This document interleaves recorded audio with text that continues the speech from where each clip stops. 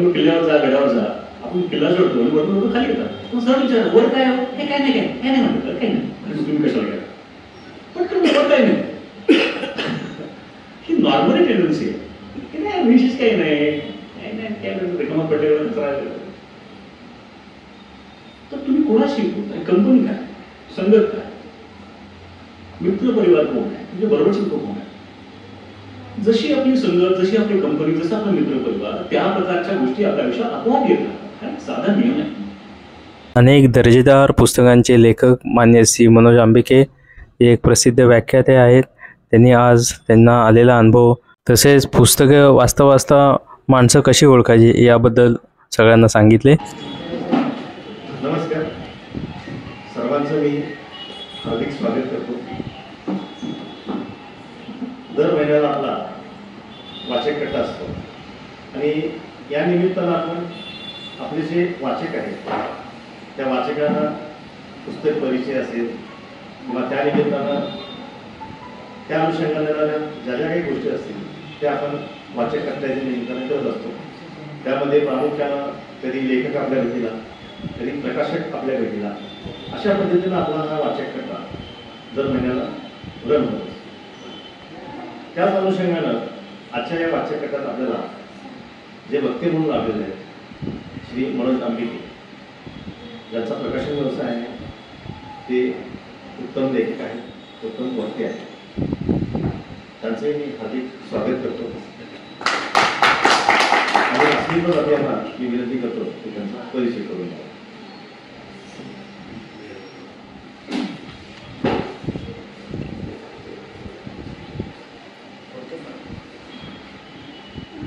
आपल्याला जे प्रमुख वक्ते लाभलेले श्री मनोज आंबिके हे अत्यंत बहुआयामी असं व्यक्तिमत्व आहे आणि त्यांचा परिचय खूप विस्तृत आहे. पण त्यांनी जर मला सांगितले की अतिशय थोडक्यात सांगा म्हणून मी माझ्याकडनं प्रयत्न करते थोडक्यात सांगण्याचा. पुणे नगर वाचन मंदिराचे मी प्रथम आभार मानते, मानेसरांचे आभार मानते, त्यांनी मला ही संधी दिली. सुप्रसिद्ध लेखक Shri Manoj आंबिके hey my mirror publication हाऊसिंगचे managing director आहेत. मनोज आंबिके हे उत्कृष्ट लेखक असून त्यांची आतापर्यंत 20हून अधिक पुस्तके प्रकाशित झाली आहेत. त्याच्या सर्व पुस्तकांचं एक वैशिष्ट्य सांगता येईल की मानसशास्त्र हा विशेष गाभा आहे त्यांच्या पुस्तकांचा आणि माणसाला कसं वाचावं किंवा पुस्तक वाचताना माणसं कशी वाचता येतील हा त्यांच्या पुस्तकांचा दृष्टिकोन मला जाणवला. की पुस्तकांची नावं बघा, त्या सर्व पुस्तकांना अतिशय उत्तम प्रतिसाद लाभलेला आहे. त्याचे कित्येक आवृत्त्या प्रकाशित झालेल्या आहेत. कानमंत्र आईबाबांसाठी हे पुस्तकाचं नाव आहे. पॉवर ऑफ कॉन्फिडन्स, त्यानंतर प्रतिसाद, सामर्थ्यशाली लीडर, माझ्या आयुष्यात असं का घडतं, ध्येयामागील ध्येय, मनाची कल्पनाशक्ती कशी वापराल, मुलांसाठी 101 प्रभावी सवयी, हे तर अतिशय काळाला अनुरूप असं पुस्तक आहे.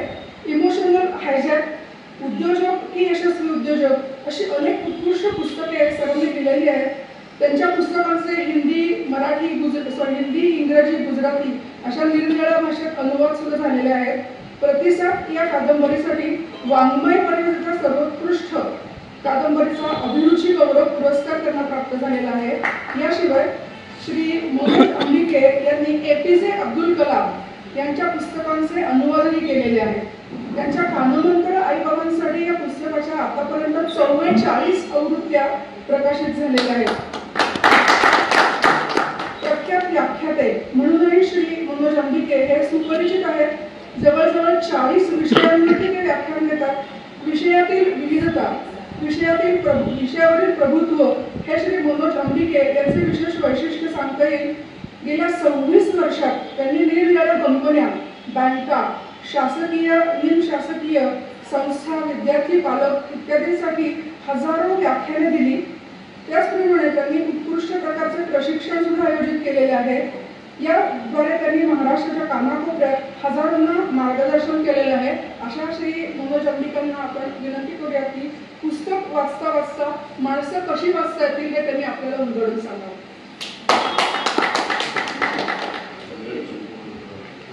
तत्पूर्वी मी बाळासाहेब देशमुखांना विनंती करतो की आपल्या आजच्या व्याख्यानाचा त्यांनी करावा.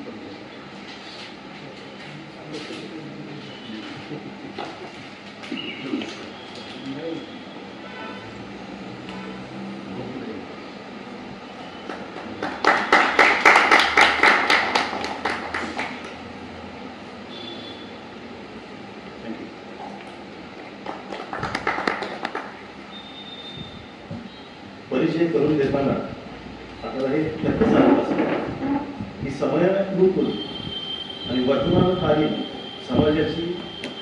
समाजाला ग्रूमिंग करण्यासाठी जे लेखन आवश्यक आहे, समाजाला शहाणं करण्यासाठी जे लेखन आवश्यक आहे ते एकूण त्यांच्या या लेखनातून किंवा प्रकाशनातून आपल्याला जाणवलेलं असेल. आणि आजच्या व्याख्यानाचाच विषय आहे की पुस्तक वाचता वाचता माणसं कशी वापरावी. मला असं वाटतं की या व्याख्यानातून आपल्याला सुद्धा एक वेगळी दृष्टी नक्कीच मिळेल. मी सर्वांना विनंती करतो धन्यवाद.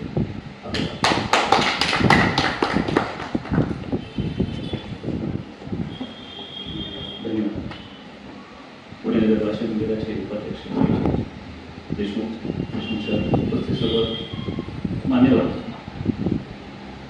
आणि मी मोठं इंट्रोडक्शन करून गेलो.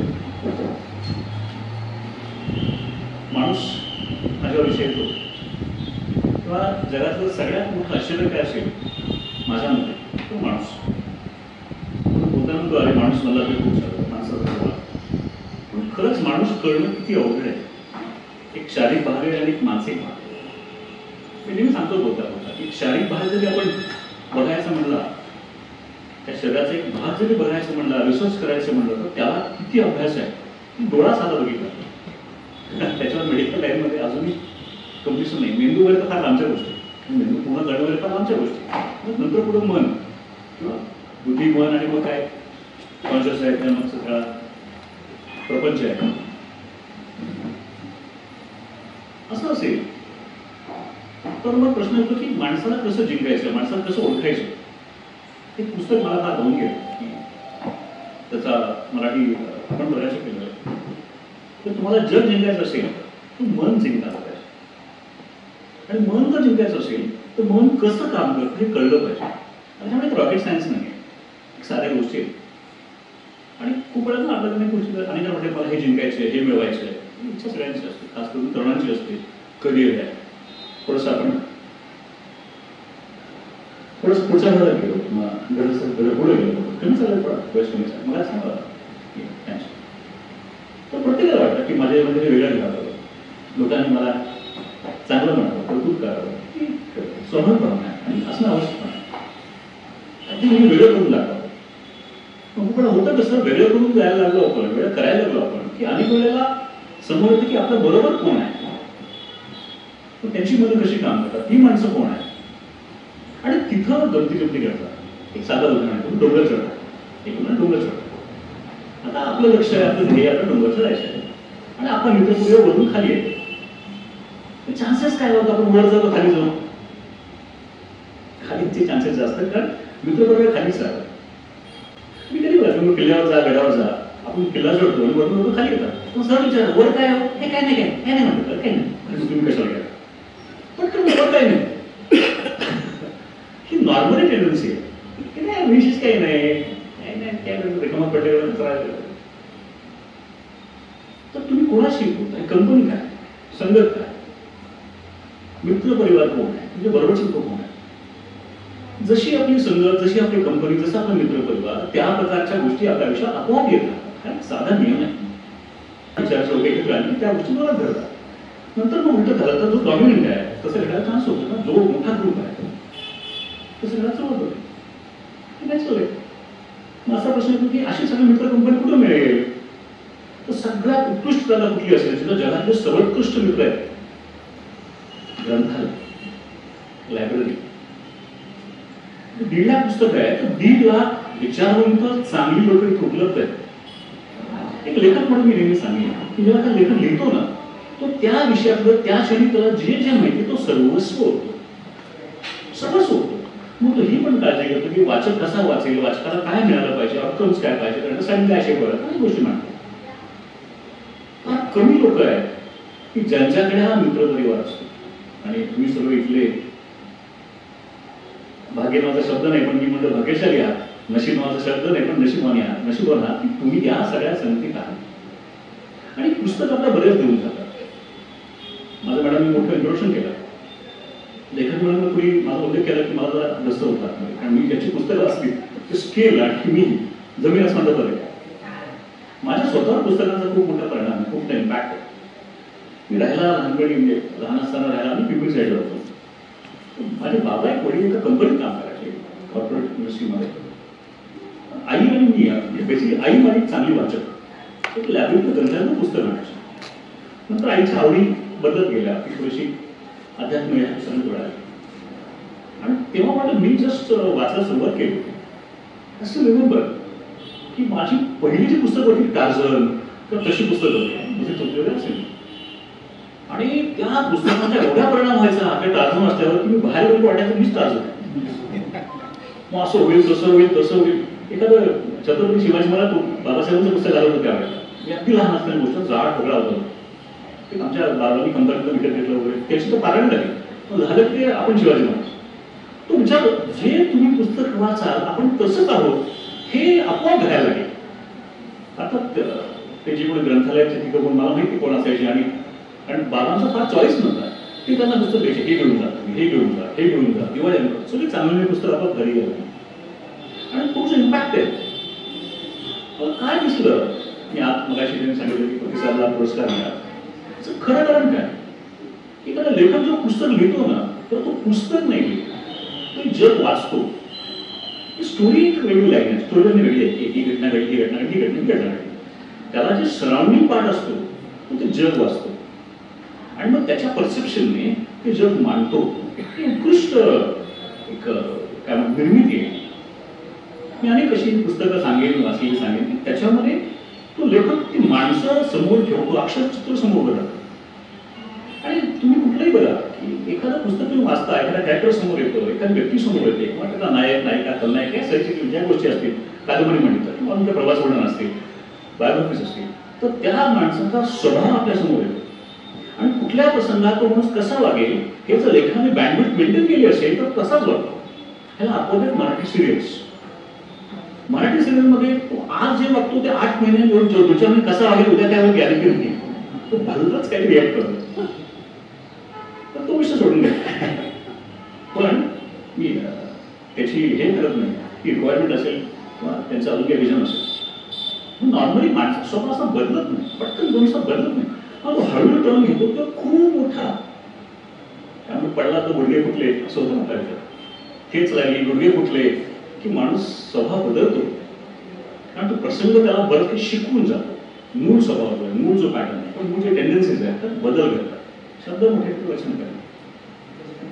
हे कसं घडतं मला जे जाणवलं किंवा अनेक मी ट्रेनिंगमध्ये पण हा विषय मांडतो की म्हणजे पुस्तक वाचतो ना तेव्हा त्या माणसांची विचार करायची शैली, एखादा माणूस स्वभाव कसा ओळखायचा, स्वभाव कसा ओळखायचा, सर्वात महत्वाचं काय असेल की त्या माणसाची रिॲक्शन्स कशा आहेत, तो कसा रिॲक्ट करतो, कुठल्या प्रसंगात कसा रिॲक्ट करतो यावरून त्याचा स्वभाव नसतो.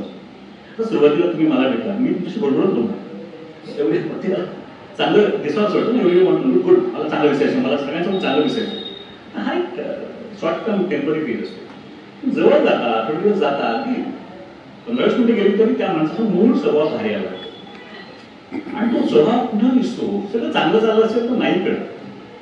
पण जर काही गडबड व्हायला लागली तर त्याचे रिॲक्शन सांगतात की हा कुठल्या स्वभावात येतो. काही मुद्दे समोर मांडणार, पण आपला जो वेळ आपल्याकडे आहे त्यानुसार तुम्ही कुठलेही पुस्तक असे आमच्याकडे बरेच विषय झाले. तुम्ही महाभारत घ्या, रामायण घ्या किंवा आता चांगल्या कादंबऱ्या घ्या, चांगली पुस्तकं घ्या, बायोग्राफीज घ्या, आत्मचरित्र घ्या किंवा बायोग्राफीज घ्या, चरित्र घ्या किंवा तुम्ही सेल्फ हेल्पची अशी कुठली बाकी पुस्तकं घ्या, हेल्प विषयी पुस्तकं घ्या. जेव्हा माणसाचा उल्लेख येतो त्याची बँडविड्थ ओळखता आली तर आपण माणसाला ओळखायला शिकतो. ते एखाद्या प्रसंगात हा व्यक्ती कसा रिॲक्ट करणार आहे आणि हे ओळखू येतं. नॉर्मली मी 4 प्रकारच्या माणसांना ऑर्गनाईज करतो किंवा समोर मांडतो. खरं तर ते 4-4, 16-16 वर्ष बेसिक 4. आता आपल्या आजूबाजूचे लोक येतात, खास करून मी लेखाकडून जे बघतो तो मला एखादा कॅरेक्टर मांडायचं आहे, तो विचार करतो की याची स्वभावशिष्ट काय, हा कसा विचार करतो आणि कसा रिॲक्ट करतो. विचार करणं हा पण एक पाठ आहे. कारण घटना घडल्यावर त्या घटनेवर आपलं मनन किंवा कंटेम्प्लेशन कसं सुरू होतं, की असं झालं, चांगलं झालं, वाईट झालं, असं झालं, कसं झालं. मला सांगा, आजपर्यंत आपण सगळ्यात जास्त कोणाशी बोललो असेल, मी तुम्हाला विचारलं, सगळ्यात जास्त तुम्ही कोणाशी बोललाय? एक विचार, स्वतःशी. आपण सगळ्यात स्वतःशी बोलतो. त्याला इंग्रजीमध्ये म्हणून मराठी म्हणून स्वसंवाद, इंग्रजी म्हणतो स्वयंपाक. हा जो संवाद आहे ना स्वतःशी चाललेला, हा संवाद कसा चालतो यावरून आपला स्वभाव ठरतो. आणि हा संवाद कसा घडवायचा, आपला विवेक, आपली बुद्धिमत्ता, आपलं प्रोग्रॅमिंग या गोष्टींचे मिश्रण म्हणून आपण त्याप्रमाणे विचार करायला लागतो किंवा त्याप्रमाणे वागायला लागतो. हा एक स्वभावाचा भाग म्हणून स्वतःशी घातलेला संवाद. एखाद्या माणसाला समजा खुर्चीला बांधून ठेवलं, झोपल्यावर बेड बांधून ठेवलं, नातवाने विचार करा, तुम्हाला बांधून ठेवलं, तुम्ही झोपलाय आणि तुमचा खोडकर नातू आहे. खोडकर नातू हे कसा असं सांगायची गरज, नातू काही घ्या. आणि त्याने गंमत म्हणून तुमचा पाय सकाळी बांधून ठेवला बेडला आणि निघून गेले. उठल्यावर तुमची रिएक्शन काय असेल? इथं तुमचा स्वभाव पहिला इन्स्टिंक्ट काय होतो, पटकन रिॲक्ट काय करता, इथं तुमचा स्वभाव येतो. कोणाचा स्वभाव येतो? चिडतोय, हसतोय, कसा म्हणलाय बघतोय, कसं सोडताय बघतोय, कोण बघतोय, काय करेल. अशी घटना घडणार नाही, घडू पण नाही, पण घडली. किंवा तुम्ही खाली कट्ट्यावर चौकात भेटलाय, मित्र भेटला, सगळे भेटला आणि एक दिवस असं होतं ना, आम्ही कॉलेजमध्ये करायचो, एकाला कॉर्नर करायचो, मजा यायची, चांगलं नाही असं करायचं. त्यावेळेला त्या बिचाराला कॉर्नर केले, त्याची रिॲक्शन काय असते, दिवसभर त्याला वाटतो. आणि सुरुवातीला अनेक घटना आहेत. मी नेहमी सांगतो की नवरा ऐकतो, मला सांग की नवरा बायकोच्यात वाद होतात का नाही होत? असं कोणी आहे का ज्यांचं लग्न झालं आणि वादच होत नाही? कोणतरी असेल, खरं इकडे बघतात, आपला काही संबंधच नाही. आज काही लोक हातवर करतात बघा, तुमच्या प्रोग्राममध्ये हा प्रश्न विचारतो ना, हे हातवर करतात. आमचं नाही वाटलं, मी त्या पहिला प्रश्न विचारतो, लग्नाला किती महिने किती दिवस झाले? 4 वर्ष. मग पुढचं विचारतो, तुम्ही आणि बायको एकत्र राहता का तुम्ही पुण्यात, बायको बेंगलोरला? तुम्हाला बायकोला ऐकू येतं बोलता सगळं? हो म्हणतात. अशी लोक असतात ज्याची वाद होत नाही. कारण पण आहे, बेसिक कारण आहे ना की तुम्ही एखाद्या रिॲक्ट कसं करता. नवरा बायकोचा वाद झाला, इथं गंमत होतो. वाद झाल्यावर नॉर्मली वादामध्ये जिंकत होतं नवरा का बायको? एक मुखाने बायको. त्याचं कारण काय असेल? बायको काय जिंकते? ती बरोबर असते. तर तिने काय मुद्दा मांडलेला असतो आणि ती नवऱ्याला पटकन बोलते, परवा का सगळ्यांतून असं बोला तसं बोला, आता बोला की बरोबर कचऱ्यात पकडते किंवा शब्दात पकडते. त्यांना बोलता येतं. बाहेर जरी बोलता आलं नाही तरी आत मात्र त्याचा स्वयंपाक जोरात पळतो, चिडतो. आणि तेवढं बायको मध्ये घ्या, चहा समोर ठेवा की डोसाच म्हणते, त्यामुळे असते. ते आधी चिडलेलं अजून चिडतं, तोच म्हणतो चोरी चिड, तोच बाहेर पडतो. चोरी जुळतात वाक्य. आता मला सांगा, हा चिडून जेव्हा बाहेर पडला, बाहेर वाचून भेटला, तर सर गुड मॉर्निंग म्हणल्यावर हा गुड मॉर्निंग म्हणाल का?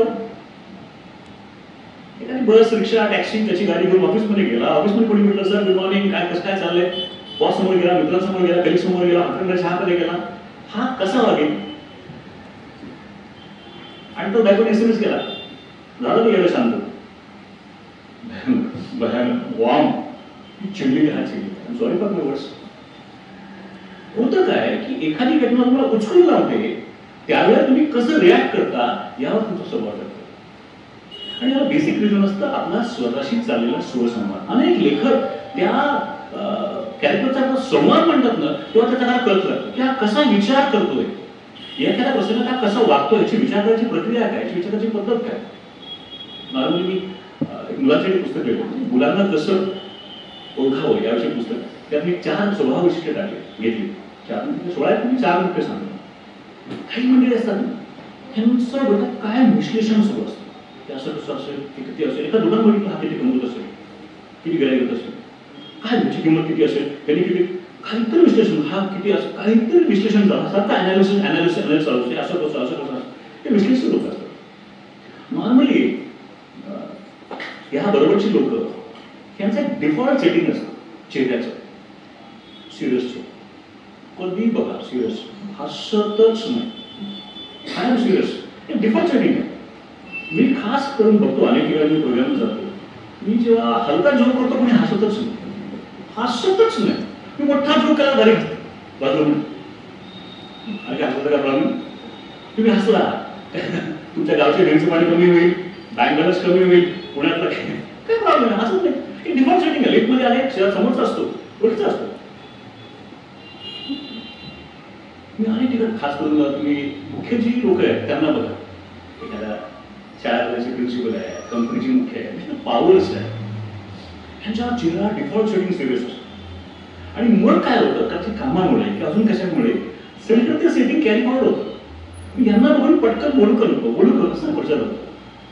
याचा त्रास पुढे होतो, उत्तराचा त्रास होतो. पटकन पुढे रॅपो बिल्डिंग होत नाही, कारण सारखं अनालिसिस करायची सवय. याचं काय अनालिसिस करताना चुका सापडणार असो, या जगात असं कोण आहे तो चूक करत नाही. सकाळपासून मी चूक केली नाही असं एक म्हणून सापडणार. जगात कोणीच 100% योग्य नाही, कारण माझी योग्यतेची व्याख्याच वेगळी आहे, माझं परसेप्शन वेगळं आहे. असं झालं म्हणजे योग्य, दिस इज माय डेफिनेशन. काय मुद्दा वेगळा. तर default setting hard face, serious hard अजून पुढे गेलं, सिरियस फेस, गंभीर चेहरा. काही लोकांचा चेहरा बघून वाटतं कधी खोडी करायला सांगता येत नाही. ह्यांच्या घरचे नशीब, बायको, मुलं, नातवंड एकदम छान, ते खोटं वाटतं. मला एक कॅरेक्टर नेहमी आठवतं की त्या महाभारतमध्ये श्रीकृष्णाचं काम केलं होतं नितीश भारद्वाजने. तो चेहरा आहे, खोडकर चेहरा आहे. आता सध्या चेहरा करायचा वेगळा असेल, पण खोडकर चेहरा आहे. ज्या लोकांना हे जमतं, बिलीव्ह मी, आणि एक मी नक्की सांगेन, या जगात ऍक्टिंग कोणी 10-15 मिनिटाची पुढे करू शकत नाही, नंतर आपण वळायला येतो. पण ज्या लोकांची डिफॉल्ट सेटिंग अशी खोडकर चेहरा असते ना, त्या लोकांचे आजूबाजूचे लोक खुशी असतात, समाधानी असतात, आनंदी असतात. त्यांचं माहित नाही. पण आणि ही कॅरेक्टर्स बिल्ड करणं एखाद्याला फार अवघड असतं. पुस्तकातून कळतं की हा कसा विचार करतोय, कसा रिॲक्ट करतोय. रिॲक्ट आणि रिस्पॉन्स दोन वेगळ्या गोष्टी. मला त्याविषयी फॉलो करायची गरज नाही, पण नॉर्मली तो रिॲक्ट करतो, प्रतिसाद देत नाही, प्रतिक्रिया देतात. कमी लोकांना माहिती असतं की मला प्रतिसाद द्यायचा आहे, मला प्रतिक्रिया द्यायची नाही, रिॲक्ट करायची. पण ह्यांचा प्रॉब्लेम डिफॉल्ट सेटिंग. आणि काहींचा मात्र कायम असं छान कमवलेलं हसू असतो. कधी बघा, रात्री उठवा, दोन्ही पाय बांधून ठेवा, काही करा. आता मग तुमच्या पायाला सकाळी उठल्यावर दोरी दिसली बांधलेली, तुम्ही पहिलं वाक्य काय विचारता, पहिला शब्द काय विचारतो, स्वतः विचार, पटकन काय मगाशी काय आला. हे डिफॉल्ट सेटिंग आहे. डिफॉल्ट सेटिंग आहे. गरड्या म्हणाल तर नावाला काय दानविश म्हणाल, अजून काय म्हणाल, कळत नाही का, मोठ्या माणसाचा त्रास देतो का म्हणाल, मला काय कृष्ण समाजाला का बांधून ठेवायला, काय काय तुमच्या काय कसं मोठी वाक्य. हे तुमच्या डिफॉल्ट सेटिंगवर डिपेंड आहे की माझं डिफॉल्ट सेटिंग काय.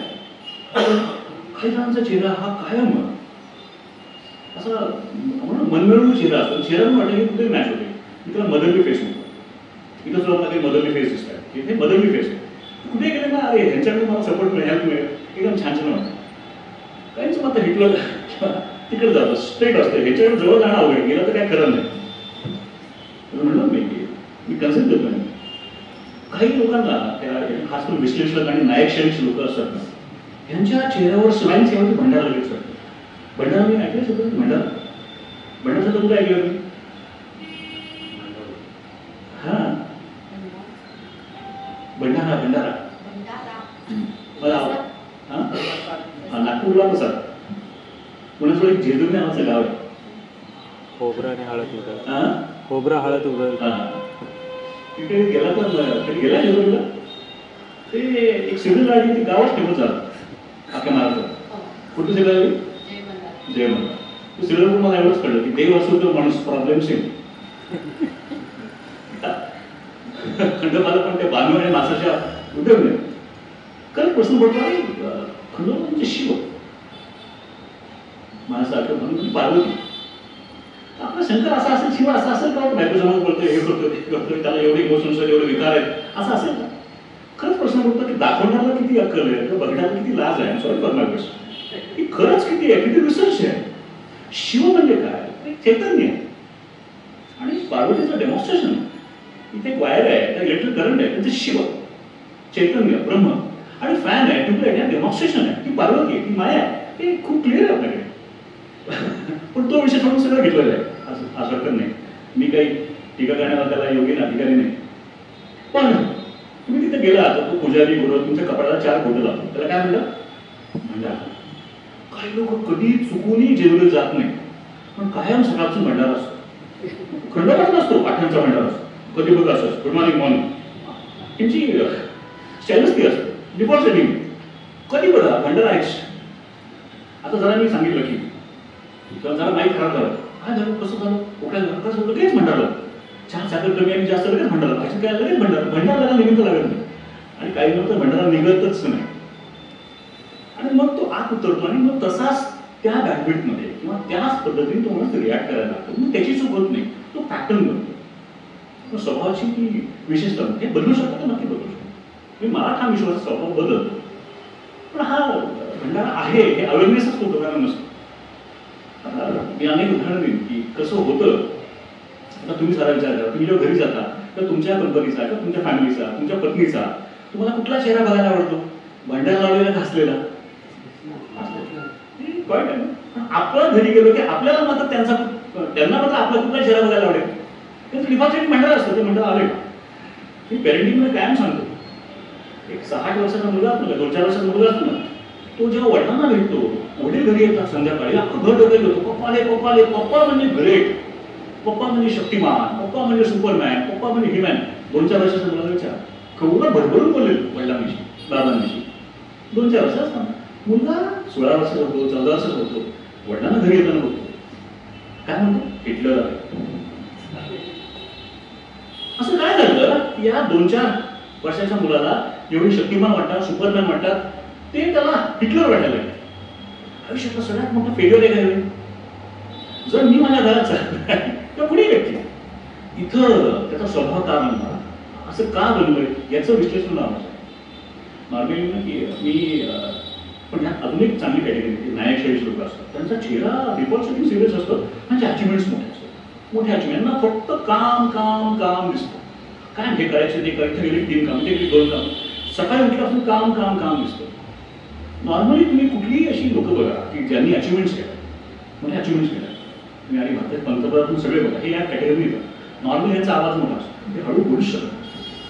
तुम्ही शिक्षक बघा, एखादा शिक्षक, तो शिक्षक शिकवतो ना वर्गात, तेव्हा तो न्यायशैलीच असतो, तर चेहरा डिफॉल्ट करा, हार्ड फेस असतो, त्याला कायम लागते पॉवर, अथॉरिटी. हे करेक्टच कशी डिफाईन होतं बघा. या लोकांना लागतं पॉवर, अथॉरिटी, कंट्रोल, सगळं यांच्याकडे गेला. ह्यांना एकच गोष्ट म्हणतो, रिझल्ट रिझल्ट रिझल्ट रिझल्ट, बस, बाकी काही नाही. ऑफकोर्स ही लोक एका क्वार्टरमध्ये फार इम्पॅक्ट देतात. शिक्षक असताना ते जे शिकवतात ना वर्गात, तुम्ही शिक्षक कोणी आहे का शिक्षक इथं? शाळेत शिकवलेलं कोणी? अरे वा, क्या बात, अरे वा, क्या बात. त्यांना माहिती आहे की जेव्हा असा एखादा हाडाचा शिक्षक शिकवत असतो ना, बाजूच्या 2 वर्गात कोणी शिकवू शकत नाही. त्यांचा आवाज एवढा मोठा असतो आणि त्याचं सेटिंगच वेगळं असतं. म्हणजे वोकल कॉर्डच्या 2 नोट्स खालच्या नोट्स लागतच नाही, आणि बोलू शकत नाही. त्यांचा डिफॉल्ट आवाज असं वाटतं भांडव करतो काय की बोलून बोलून बोलून तो पुढे गेला असतो. ते समजतं की हा माणूस काय आहे. जेव्हा तो असा म्हणत नसतो, नक्की ओळखायचं, याला पॉवर पाहिजे, त्याला अथॉरिटी पाहिजे, त्याला कंट्रोल पाहिजे. या लोकांकडे कायम लिडरशिप आहे. मी अशी माणसं बघितली, सिग्नलला थांबली ना तर 2 ठिकाणी थांबतो. एक सगळ्यांच्या मागं तर सगळ्यात पुढं, मध्ये थांबा तयार नसतं. आपण स्पर्धेत नाही, मागे थांबतो, त्याला सगळ्यात गाडी पुढं काढून पुढं जाऊन थांबायचं. आणि ज्या लेखकाला त्याच्या अनेक पुस्तकाचं बरोबर वर्णन असतं, कसा विचार करतो, काय गोष्टी मोटिवेट करतात, काय गोष्टी मोटिवेट करत नाही. मला असे अनेक लोक माहिती आहेत की ज्यांनी नायकशैली काम केलं, लीडर म्हणून काम केलं, आणि निवृत्त होताना मात्र जेव्हा पॉवर जाते तेव्हा गडबड होते. आता मला पॉवर पाहिजे, मी पॉवर हुडकायला लागतो. इथं त्यांचं डिफॉल्ट सेटिंग त्यांना बदलता येत नाही किंवा बदलायची गरज हेच कळत. मी एक प्रोग्राम घेतो, त्याचं नाव होतं सॅम्पलिंग काम. लिडरशिप अनेक वेळा इंडियन पोलीस आहे आणि ऑपरेटरसाठी प्रोग्राम घेतो, स्टॉक मॅनेजमेंट खास करून घेतो. त्याची गंमत अशी आहे ना, त्या प्रोग्राममध्ये मी काय सांगतो, आधी आम्ही त्यांना प्रूव्ह करतो की तुमचं विनिंग ॲझम्पशन काय, विनिंग फॉर्म्युला काय. Let me explain what winning assumption. प्रत्येकाला माहिती असतं मी ह्या 4 गोष्टी केल्या की मला यश मिळणार. मी गोड बोलेल, मी असं करेन, मी दम देईन, मी अथॉरिटी सांगेन, काय ते असतं त्याचं प्रत्येक. आणि हे विनिंग ॲझम्पशन आहे, हे मी दिवसभर काम करत असतो. जरा काय स्ट्रेस आला की तो हे करून ते ताब्यात घेतो.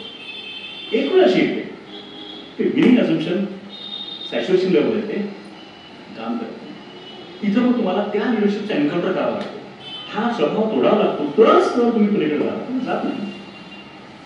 ऑफकोर्स याला विरुद्ध समाजाचे पण लोक असतात, काही लोक असे असतात त्यांना फक्त एकच लागते की सगळ्यांना चांगलं म्हणावं. हे असे खूप लोक असतात नॉर्मल यांच्या शहरात छान स्माईल. आपल्या कुठल्याही पुस्तकात तुम्ही कादंबरी कथेमध्ये किंवा चांगल्या एखाद्या मोठं काही कथासंग्रह केलाय किंवा एखादं मोठं पुस्तक केलंय कॅरेक्टर बिल्ड करताना अशी लोक खूप असतात की लोक थोडीशी डिप्लोमॅटिक असतात. कधी इकडं कधी इकडं कधी इकडं कधी इकडं पण ह्यांच्याशिवाय काहीच करू शकत. छान गोडगोड बोलतात पण कायम ना ग्रुपमध्ये राहावं असं वाटतं. नाही शैलीला मात्र एकटं राहावं असं वाटतं. मी एकटा काय करायचं करेन मला कोणा सपोर्ट नको असं तुम्ही पूर्ण असेल. तिसरी अजून एक चौथी अजून कॅटेगरी येते कलाकार लोक आहेत एक्सप्रेशन म्हणतो किंवा सर्जनशील लोक म्हणतो. सर्जनशील एक पार्ट असतो यांना सरळ आयुष्यात काहीच नको. सरळ काही करतच नाही. काय सरळ करा काय वेगळं तुम्ही कधी गमत बघा. काही लोकांचं डिफॉल्टसाठी बघा त्यांची ड्रेस बघा. तुम्ही तुमचा ऑर्डर बघून बघा असं म्हणाल मला काय दिसतं साधारणपणे एक पांढरे किंवा तसे शर्ट्स डार्क पॅन्ट्स मॅक्झिमम लोकांना दिसतं. हे सगळे विश्लेषक नाही शैली. काही लोकांचं ड्रेसिंगच वेगळं असतं. ते असे कपडे घालतात असे कपडे सिलेक्ट करतात ते कुणी घालू शकत. हिरवा निळा पिवळा जांभळा हिरवा पॅन्ट हिरवी पॅन्ट तुम्ही घातली घालतात लोक. निळी पॅन्ट पिवळी पॅन्ट घालतात लोक. ही सगळं एक्सप्रेसिव्ह होतं. डॉक्टर कलाम एक्सप्रेसिव्ह होते त्यांच्या केसवर एक्सप्रेसिव्ह ही माझा खरं आणखी बसून पण सेम टाइम वॉज एक्सप्रेसिव्ह. ते बेसिक त्यांचा ढाचा सायंटिस्ट होता पण त्यांनी कधीच केस आणि त्याला खूप प्रेशरच झालं की तुम्ही म्हणजे मी त्यावेळेला ऐकलं जे की केस स्टाईल बदला तुम्हाला बाहेर नाही असं एक्सप्रेशन म्हणजे कलाकार म्हणजे मॅक्झिमम कलाकार आहे कथा लिहिणार आहे गायक आहे सिंगर्स आहे. आता मी जनरल सांगतो हा इकडं भाग तुम्ही एखादं पुस्तक वाचताना काय जाणवतं की त्या लेखकांनी कॅरेक्टर कसं बिल्ड केलं आणि मला ती ठेच लागते त्या कॅरेक्टरला प्रसंग घडतो तर तो हळूच रस्ता बदलायला लागतो आणि हे ज्यांना समजतं की हा स्ट्रेस आहे. 3 गोष्टीवर माणसाचा स्वभाव लगेच कळतो. एक त्याचं कौतुक करा मला स्वभाव कळतो. दुसरं त्याला जरा त्रास द्या स्ट्रेस द्या आणि तिसरं त्याला पॉवर द्या. कौतुक करताना तेव्हा भरलेले माणसं तुमच्याकडून हसायला लागतात. काय छान कळतं ही इमेज तुम्ही फॉर्म करता. तुम्ही कुठल्या 12-15 वर्षाचा मुलाला म्हणा कुठल्या 20-25 वर्ष कोणाला म्हणा अरे काय शर्ट छान आहे 2-3 म्हणा. पुढच्या वेळेला तुमच्यासमोर येताना तो चांगला शर्ट घालून येणार कारण तुम्ही त्याला एक इमेज दिली आहे. ॲक्च्युली तुम्ही त्याला एक इमेज दिली आहे कसं वागायचं तुम्ही गाईड केलं. तुम्ही ॲक्च्युली बिहेवियर थेरपी आहे. आपण सांगतो की माझी कसं वागा आणि तुम्ही जेव्हा एखाद्याला स्ट्रेस देता तेव्हा त्याचा खरा स्वभाव आहे ते तुम्ही देता का त्याला निसर्गाकडनं त्या घटनांकडनं स्ट्रेस म्हणतो काही कारणाचं. ही जी विश्लेषक मंडळी आहेत ना त्यांना स्ट्रेस आला की दार बंद करून बसतो.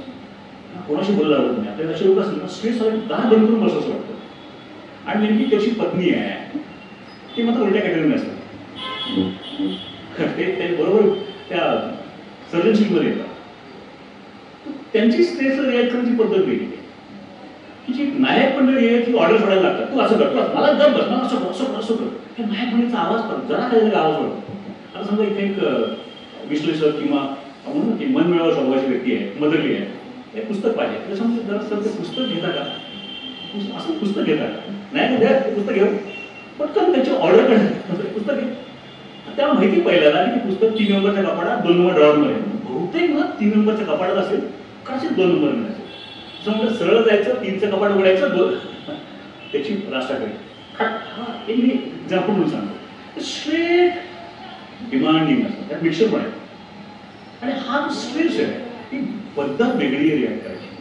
जो मदरली असतात ना हे मनमाळ लोक असतात ना हे लगेच सरेंडर होतात. मला जमत नाही तू कर मला जमत पटकन सरेंडर होतं आणि म्हणून ह्यांना खूप वेळा नायक केलं जातं. तो मेन लीड दिला जातो. ऑफकोर्स प्रत्येक लेटेस्ट स्टाईल्स आहेत या प्रत्येकाची वागण्याची पद्धत आहे. कुणी चुकीचं आहे कुणी असं कधीच होत नाही. पण तुम्ही जेवढा अभ्यास करत जाल तेवढा कळलं की हा कुठं कुठं कसा वागतो ती व्यक्ती कशी वागते आणि मग तुमच्या काही स्वतःच्या गोष्टी ठरतात. तुमचा विश्लेषक माणूस आला तर त्याला कायम सांगा की माझा ॲनालिस्ट असं आहे हा ग्राफ असा दिसतो फिगर्स अशा आहे त्याला नंबर्समध्ये बोला त्याला टँजिबल बोला हे लाईक आहे तो पटकन हा बोला. तुम्ही गेलेला म्हणा मला तुम्हाला 3 गोष्टी सांगायचं अरे काय वाटतं 3 गोष्टी सांगायचे म्हणलं की तू ऐकत द्यावी म्हणजे मला काय बोलायचं काही म्हणजे किती वेळ बोलणार काय काम आहे त्याला पूर्ण क्लॅरिटी लागते. नाही कसं त्याला म्हणा मी सर एक भारी गोष्ट वेगळी भारी म्हणलं ग्रेट म्हणलं तर आवडतं सर पॉवर तुमच्याकडे कंट्रोल तुम्ही कॅप्टन तो खुश विश्लेषक काय म्हणतो, तुम्ही कॅप्टन, तुम्ही लीड करायचं. तो म्हणतो काहीतरी गडबड, फसवणार मला, हे फसवणार मला. आता ह्या दोन्ही शब्द एकाला चालत नाही. आणि अनेक लेखकांना समजते की त्याच्या तोंडी कुठले शब्द द्यायचे आणि कोणते द्यायचे नाही. तर मी वाचत जाताना चांगले अनेक लेखक आहेत, मी कोणाचं नाव घेणार. पण जेव्हा तुम्ही वाचत जाता तेव्हा तुम्हाला समजतं आणि मग काही जण चुकलाय लेखक हे पण अरे हा असं नाही, असं पाहिजे किंवा हा असा कसा भाव वाढू शकतो. आपला अभ्यास वाढायचा आणि हीच खरं तर रिक्वायरमेंट आहे. आणि मी कपड्यांचा मला शिकवतो. तो जो विश्लेषक किंवा नायक शैलीचा असतो ना, तो गोव्याला जायचं करतो त्याच्या सगळं. बायको म्हणते तुम्ही टी शर्ट घ्या, हा जातो दुकानात. तो मुलगा बाकीकडे लाल हिरवे शर्ट आला, हा मात्र पांढरा शर्ट टी शर्ट आहे. त्याला खिसा व 2 पेन लावतो, चला म्हणा गोव्याला चाललाय पण तिला पेन लागतं. हा स्वभाव चला कपडे पूर्ण समजलं, टी शर्ट घातला तरी तो जास्त करून फॉर्ममध्ये आहे. आणि त्याच्याविषयी महत्वाचं ज्यावेळेस आपण एकाशी बोलतो तो कसा वागतो. नॉर्मल जे विश्लेषक लोक असतात ना, ते बसताना खुर्ची टेकवून बसतात आणि जी तुम्हाला चेक करू नका. आणि जी लोक थोडी नाईट शेक असतात म्हणजे काय मिटिंग असताना पुढं असतात, काय पुढं असतात, अटेन्शन काय पुढं असतात. समोर म्हणतो कधी मी बोलू, समोरचे पॉज घेतला हेच. तुम्ही एक नायक शैली किंवा एक्सप्रेसिव लोकांना फोन करा आणि विश्लेषक माणसांना फोन करा, मोठा फरक आहे. अनेक वेळेला काय होतं, फोन जातो ना कंपन्यांमध्ये, ऑर्गनायझेशनमध्ये किंवा घरामध्ये, तर त्या ह्याला फोन गेला की समोर फोन आला का नायक असेल किंवा एक्सप्रेसिव्ह असेल, सर्जिस्टिक असेल, तर स्वतःच बोलायला लागतो. हे झालं का, ते झालं का, ते झालं. समोरचं घेऊन देतो फोन. त्यांनी फोन केलेला, मीच बोललो, तो काय बोललाच नाही. अनेकदा माहिती काढायला यांचा वापर केला जातो, पटकन इन्फॉर्मेशन द्यायची. किंवा असतं नाही, लाल कापड दाखवलं की तो गेंडा बैल तो काय तू पळतो त्या वडू त्या लाल फडक्याच्या मागे तसं काही लोकांचं होतं. आणि ऑर्गनायझेशन लाल फडकं दाखवून शिंग काढलीच. आणि जेव्हा त्यांना समजतं ते रिलेशन फार महत्वाचं आहे, कारण त्याच्यामुळे कामं होतात. हा पटकन प्रचंड इनिशिएटिव्ह, प्रचंड प्रोएक्टिव्ह, पहिलं काम पुढे जाऊन करणार, पटकन उठणार, हे पण गोष्टी असतात. त्यांना फोन केला की हा बोल का, हां हां बोलतच नाही, हा तुम्ही बोला. एका मी नेहमी सांगतो ठिकाणी मी ठिकाणी वापरतो पण की उदाहरण वापरतो ना लिहिताना. एका आर्टिकल माणसाला किंवा विश्लेषक माणसाला फोन केला आणि सांगितलं ट्रिपला जायचं, तो काय म्हणेल, होय म्हणत नाही म्हणे. हो ट्रिपला कुठं, कधी, कसं जायचंय, कोण जायचंय, खर्च किती, 50 प्रश्न विचारेल. समोर काय करतं, कधी पण सांगायचंय, तो डिसिजन देणारच नाही, सगळी माहिती घे. आणि दुसऱ्याला फोन केला की ट्रिप येतो घे, कधी जायचं, ठरलं आपलं लगेच, अरे तारीख वार काय म्हणजे तयार असो काय. हा डिफरन्स आहे, हा एक मेजर डिफरन्स आहे. आणि ज्या वेळेला हे समज कोणी वाईट नाही, या माणसाचे प्रचंड मोठे बेनिफिट्स आहेत नेशोडे घेणारा, आणि या माणसाचे पण बेनिफिट्स आहेत. इतिहास सांगतो सक्सेस हा विश्लेषक माणसाला उच्च पदापर्यंत देत नाही. आणि राजकीय लोक आहेत त्यांनी खूप गाजवलं पण ते प्राईम मिनिस्टर किंवा तसं पोस्ट नाही जाऊ शकत. विश्लेषक मध्ये काही लोक धडका मार्क घे मेन पोस्ट घेतात, कंपनीचे सीईओ आहेत किंवा काय जे काय असेल. त्याचं कारण आहे ना की घडत मानण्याचा स्वभाव. पुस्तकात जेव्हा आपण वाचत जातो तर काय जाणवतं की स्वभाव कसे घडतात आणि त्या स्वभावाने कशी रिॲक्ट करतात. एक शेवटचा पाठ घेतो आणि मी थांबतो, वेळ आपल्याकडे थांबायचं आपल्याकडे, माझ्या वेळा तुम्हाला थांबलं दिसतं. होतं काय, एका लिमिट नंतर आपण प्रेडिक्टेबल होतो. जाणकार माणसासाठी सेल्समध्ये, मार्केटिंगमध्ये, सुजाण माणसांसमोर ज्यांची विचारशक्ती चांगली आहे, ज्याचं अनालिसिस चांगलं आहे, त्याच्याकडून प्रेडिक्ट होतो. त्यामुळे कसा आपला प्रसंग वागेल ते साधारण प्रेडिक्ट होतो. आणि ते गडबड होतो, इथं गेलो. एक छोटं स्टोरी सांगतो मी. एक वाटतं एक पुस्तक आहे, हू मॅचीस मधली स्टोरी आहे, जी थोडी मॉडिफाय आहे, चांगलं पुस्तक आहे. बेसिकली मी प्रकाशन म्हणून आणि इंग्रजी पुस्तक मराठी भाषांतर पण करतो. आणि मला फार पूर्वी एक स्टोरी आवडली होती आणि ती हे या पुस्तकाला मॅच होतं म्हणून सांगतो. एक सायंटिस्ट एक प्रयोग करतो, सुंदर प्रयोग करतो. उंदीर घेतो आणि समोर 1 2 3 7 टनेल 7 भुके द्यायला. आणि उंदराला काय आवडतं खायला, समोर की लोणी चीज सोडत आहे, 4 नंबर टर्मिनल ठेवतो आणि उंदीर सोडतो. उंदीर हुशार, 1 नंबर जातो काय खायला मिळत नाही, 2 नंबर जातो खायला मिळत नाही, 3 नंबर जातो काय, 4 नंबर जातो खायला मिळतो, खुश. सेकंड डे परत त्या उंदराला सोडलं जातं डायरेक्ट 4 नंबर. तर ते परत आता उंदीरकडे बघत डायरेक्ट 4 नंबर. 7 दिवस जातात. मग हा ते काढतो तिथून खाद्य असतो, तोच ठेवायचा, तो ठेवतच नाही आणि 7 नंबर मिळतो.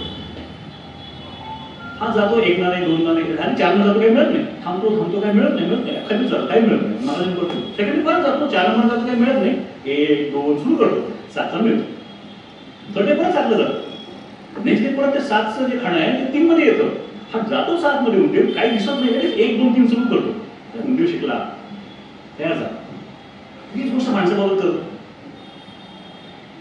तसंच 7 टने 4 नंबरमध्ये दोन्ही खावा काय ती म्हणाल. हा माणूस पळतो, 1 मिळत जातो, काय मिळत नाही, 2 मिळत नाही, 3 मिळत नाही, 4 मध्ये मिळतो, अरे म्हणतो ग्रेट. मग तो कायम 4 न जायला लागतो. वन फाईन डे 4चं खाणं 7ला ठेवणार, जो ठेवणार तो 7ला ठेवतो. हा 4ला जातो, second day, third day, 4 number tunnel काय सोडत नाही, सोडतच नाही. दिवस जातात, महिने जातात, आयुष्य जातं, 4 नंबर टनल सोडत नाही. कोणी सांगता असं कर, घरचा दरवाजाकडे वळव, ही शांती कर, ते कर, असं कर, तसं कर. पण हा 4 नंबर टनल काय सोडत नाही. ह्याला दोष दे, त्याला दोष दे, त्याने असं केलं, आधी किती मिळायचं, ह्याने असं केलं, मुद्दामच केलं, माहिती असं का होतं, देवाला निष्ठूर का, 50 गोष्टी डिस्कस करतो, स्वतःशी बोलतो, पण 4 नंबर टनल काय सोडतो. अनेकांचे विनिंग एझम्पशन जे तयार होतात स्वभावामध्ये, एका लिमिट नंतर जी गोष्ट मला अत्यंत कामाची होती तीच मला त्रासदायक करते. एक खूप मोठा लीडर प्रचंड मोठा जिंकतो आणि अचानक फेल का होतो, कारण त्याला 4 नंबर टनल सोडत नाही. एक खूप मोठा पॉलिटिशियन आहे, खूप मोठा राजकारणी आहे, एक खूप मोठ्या कंपनीचा ओनर आहे, खूप मोठ्या घरातला मुख्य व्यक्ती आहे, शाळा कॉलेज ऑफिस कुठेही असू दे, कुठे असा माणूस सेम आहे, जगात कुठेही जा, आफ्रिकेत जा किंवा एका जगात कुठेही जा, हा 4 नंबर टनल सोडता आला पाहिजे. आज जरी अवेअरनेस सुरू झाला, माणसं वाचतात आणि दिसते तुम्हाला हा 4 नंबर मिळाला, हा 4 नंबर मिळाला.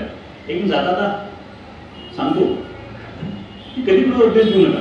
आय एम सॉरी, मी उपदेश देतो, कधी कुठं उपदेश देऊ नका, निवाडच नसते, ऐकतच नसतो, सांगून उपयोगच नाही. उलट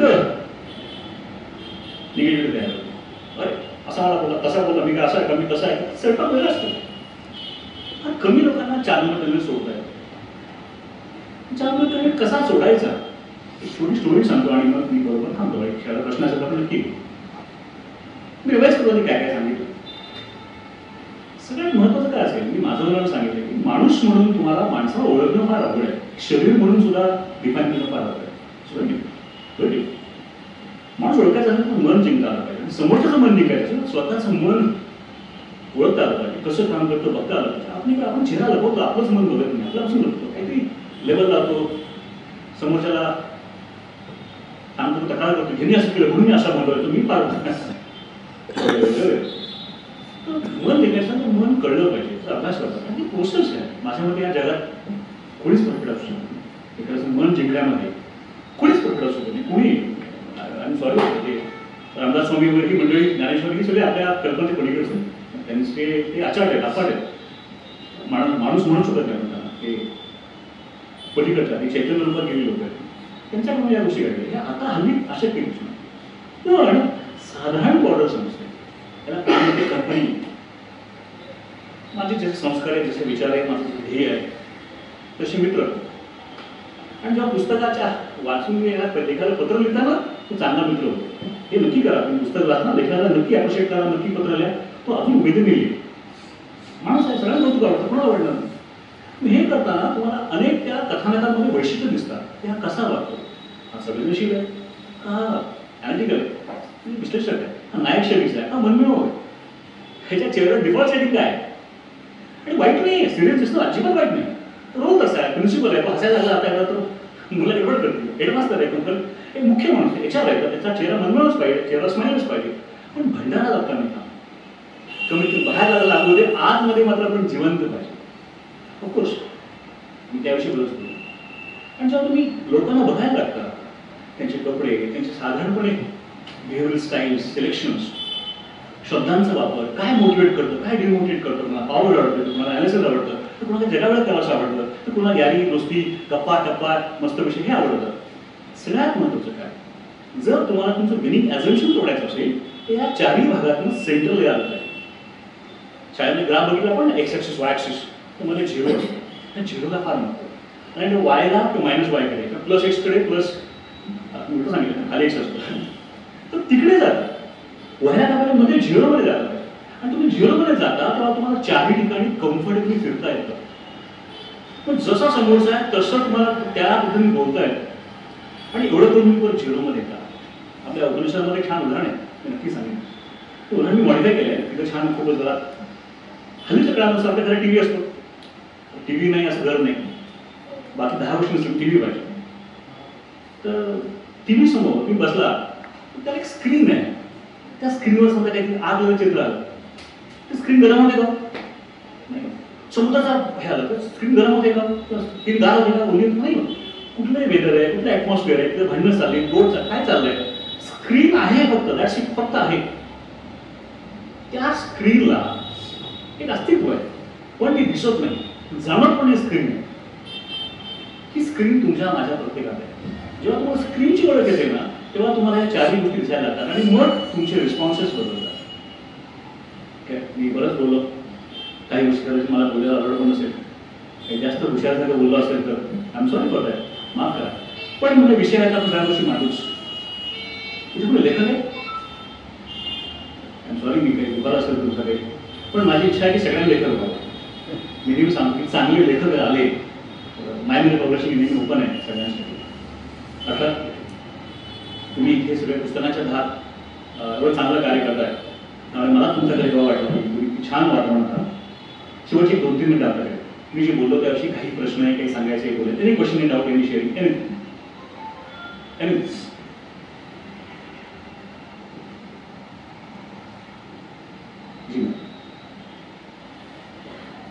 सर्वात आधी असं सांगते की एखादं व्याख्यान झाल्यानंतर ते तुम्ही जसं काही कॅटेगरी सांगता तसं की ते तिथे संपतं किंवा आवडत नाही, आवडतं, पण तुमच्या व्याख्यान आता संपतंय तिथे आमच्याशी संवाद सुरू होतो.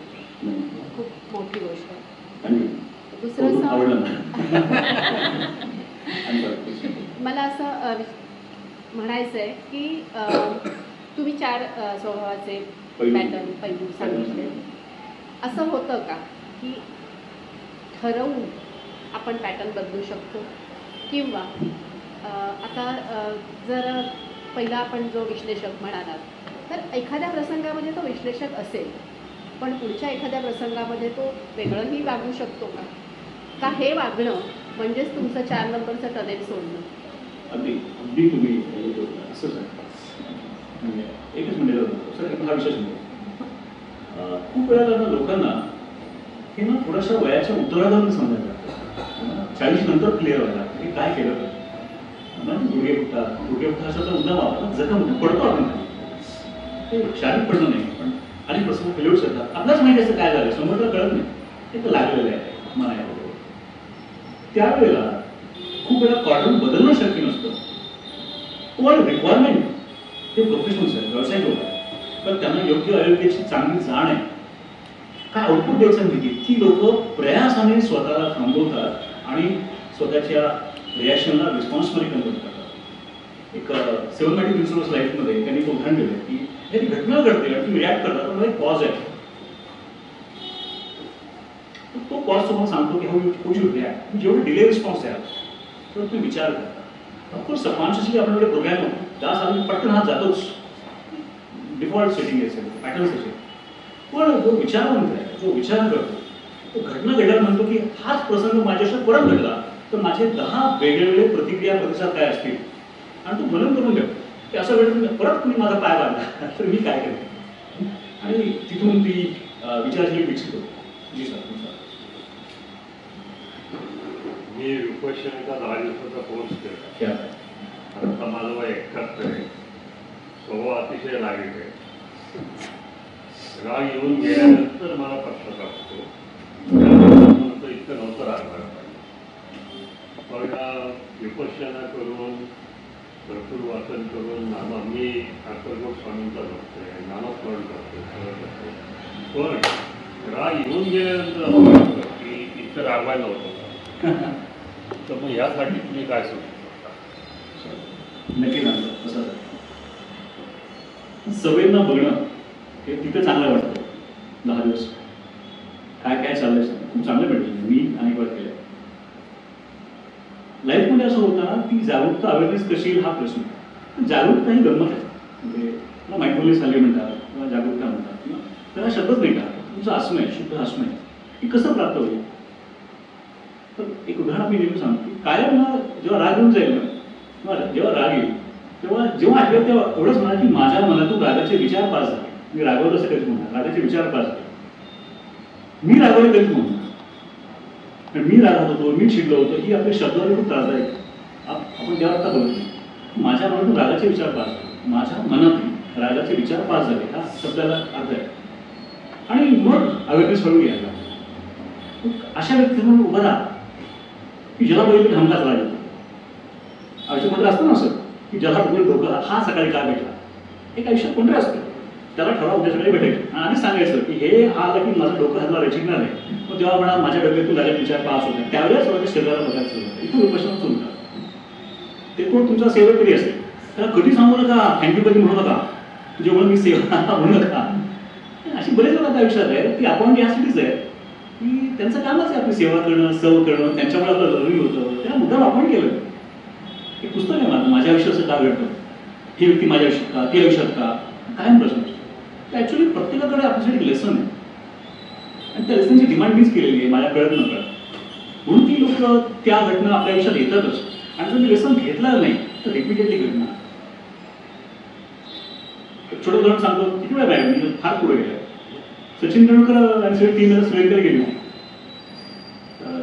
हे उदाहरण पुढे ठिकाणी असं मला विचारलं की हे सगळं छान आहे कॉर्पोरेटमध्ये, मीडिया आमच्या गव्हर्नमेंटमध्ये शक्य नाही, फार लोक त्रास देतात, कम्पेअर केलं.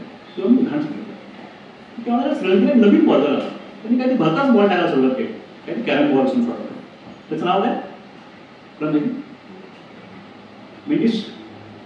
त्यांनी कॅरम बॉल टाकायला सुरुवात, घरात आऊट झाले सगळे. आता मला सांगा की आऊट झाल्यावर सचिन आहे, राहुल आहे, ही सगळी ग्रेट जबरदस्त मंडळी आहेत.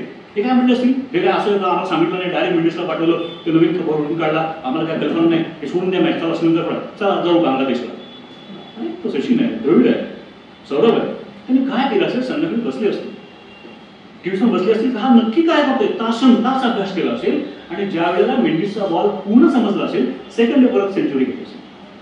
तर तुमच्या माझ्या आयुष्यात अनेक मेंडिस आहेत, त्यांना ओळखा आणि त्याला सोडू नका. त्यांचा अभ्यास करा की काय होतं नक्की, हा काय करतो की मला राग येतो, त्याचा अभ्यास करा, कसा बघतो, काय केलं पाहिजे. बिलीव्ह मी काय मेंडिस समजेल, म्हणजे मेंडिस समजेल तेव्हा तुम्ही मेंडिसला थँक्स द्याल की त्याच्यामध्ये पुढचा प्लॅटफॉर्म दिसेल, विच इज खूप अट्रॅक्टिव्ह प्लॅटफॉर्म आणि जिंकला सांगणार. धन्यवाद. और कोई आखरी प्रश्न, शेवटचा प्रश्न नाही. सर आपण असं म्हणतो ना की एखाद्याला स्वभावावर जज करू नये किंवा जजमेंटल होऊ नये, जसं की बुक फर्स्ट पेजवर रीड करू नये, तर मग आपण 4 कॅटेगरीमध्ये करणं योग्य आहे. कारण प्रत्येक व्यक्ती ही प्रेडिक्टेबल नाही असू शकत ना, की त्या सिच्युएशन प्रमाणे ती रिॲक्ट होणार आहे.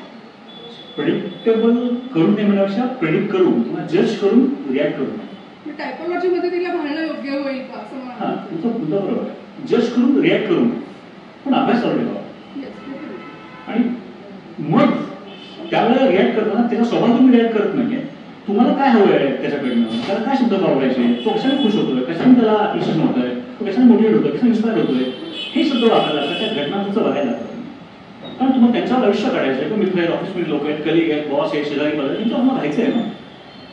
आणि स्वतःविषयी पण तेच हा अभ्यास तो जो पाठ दिलाय तो कशाने दिलाय की तुम्ही जज करू नये, की आपण पहिल्या पटकन फर्स्ट इम्प्रेशन जज करतो असं स्टॅम्पिंग करून जातो आणि तो तसाच आहे म्हणून वागायला तुमची लेबलिंग.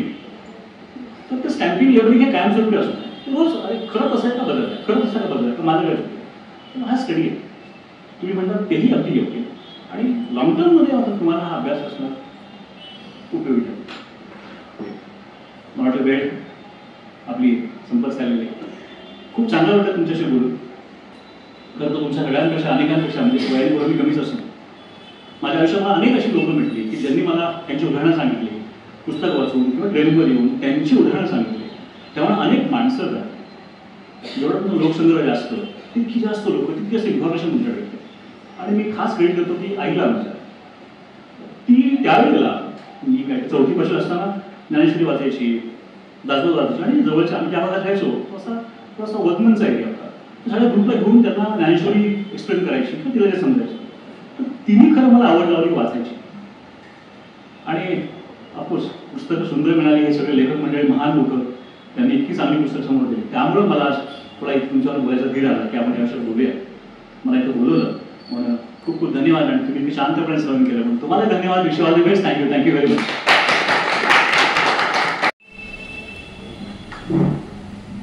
स्वतःपासून सुसंवाद करता करता स्वतःपर्यंत स्वतःसाठी आपण येत असतो आणि ह्या सगळ्या एकूण कार्यक्रमात एक समज येते. आणि मला असं वाटतं आजच्या या व्याख्यानामध्ये आपल्या नक्कीच समजेमध्ये भर पडली असेल आणि आपण 4 नंबरचा प्रयोग सोडण्याचा किमान एक दृष्टी या व्याख्यानाने आपल्याला दिली असं मला वाटतं. शेवटचं अत्यंत महत्त्वाचं काम मी आमचे सहकार्यवाह रोहित जोगेकर यांना विनंती करतो की सर्वांचा आधार.